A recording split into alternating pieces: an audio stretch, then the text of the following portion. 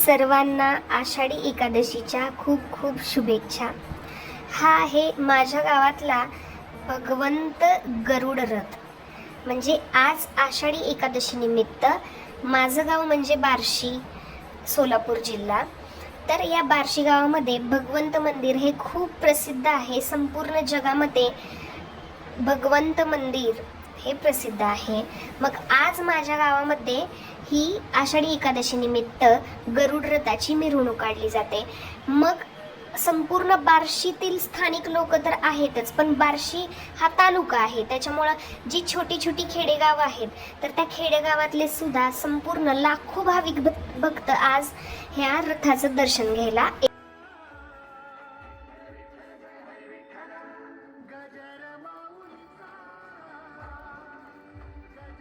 तसेच ही लहान मुलंही स्वतःच्या नृत्य करत आनंद घेत आहेत। म्हणजे आज माझ्या गावामध्ये इतकं छान वातावरण आहे।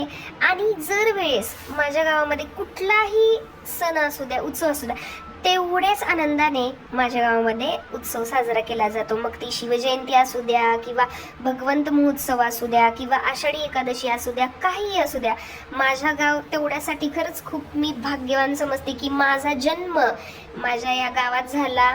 आणि माझं विशेष म्हणजे माझं सासर पण बार्शीच आहे, त्याच्यामुळे मला सतत इतका आनंद होतो आणि मला माझ्या गावावर इतका अभिमान आहे। त्याच्यामुळे मी कुठेही जाऊ द्या, पण शेवट मला माझं बार्शीच पाहिजे। असं कुठेही जाऊ द्या, मला माझं गावच आवडतं। बघा, इथं भरपूर दुसऱ्या गावावरनं आलेली छोटी छोटी मुलं, स्त्रिया, सगळ्यांचा आनंद दिसत आहे। बघा, संपूर्ण बार्शीत आज प्रसन्न असं वातावरण आहे।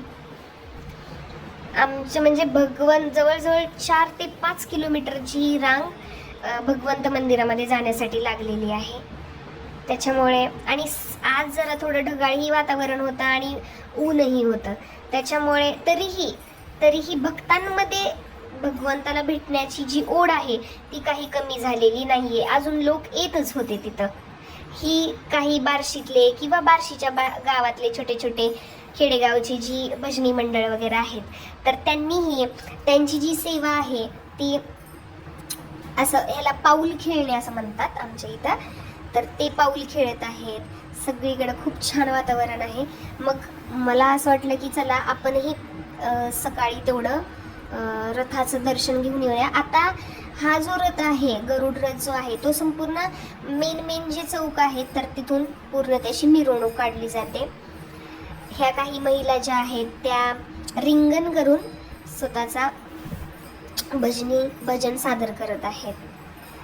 म्हणजे आता संपूर्ण चौकामध्ये हेच असणार सगळीकडे। तसेच काही लोकांनी शाबू वाटप किंवा पाण्याच्या बॉटल्स असं आपल्याकडून जेवढं होईल ना तेवढं सेवा यामध्ये दिलेली आहे। हे संपूर्ण वेगवेगळ्या गावचे भजनी मंडळ, तसंच बार्शीतलेही काही भजनी मंडळ याच्यामध्ये म्हणजे आलेले आहेत। आणि त्यांनी आपलं थोडीफार जी त्यांच्याकडून जी सेवा होईल त्या सगळेजण आपापल्या पद्धतीनं जी सेवा होईल ती भगवंतासमोर अर्पण करत आहेत। छान वाटत आहे बघून। असं आहे माझं बार्शी गाव। आणि अजून एक सर्वात महत्त्वाची गोष्ट म्हणजे भगवंत मूर्ती ही जगामध्ये का प्रसिद्ध आहे, कारण आमच्या या भगवंत मूर्तीच्या म्हणजे एकाच शिळामध्ये पुढच्या साईडला भगवंत आहे आणि मागच्या साईडला लक्ष्मीचं रूप आहे एकाच शिळावर। आणि ही मागच्या साईडची जी लक्ष्मी आहे ती त्याच्या बॅक साईडला एक आरसा लावलेला आहे, त्या आरशामध्ये ती लक्ष्मीचं रूप आम्हाला म्हणजेच रुक्मिणीचं रूप आम्हाला रोज बघायला मिळतं। खूप छान वाटत आहे। खूप जास्त प्रमाणामध्ये आज गर्दी आहे। ही आमच्या महाद्वार आहे भगवंत मंदिराचा, त्याच्या पुढे भगवंत मंदिर आहे।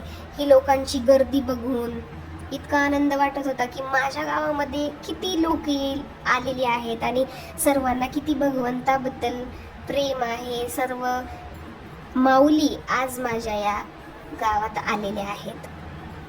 आजचा दिवस खूप छान गेलेला आहे.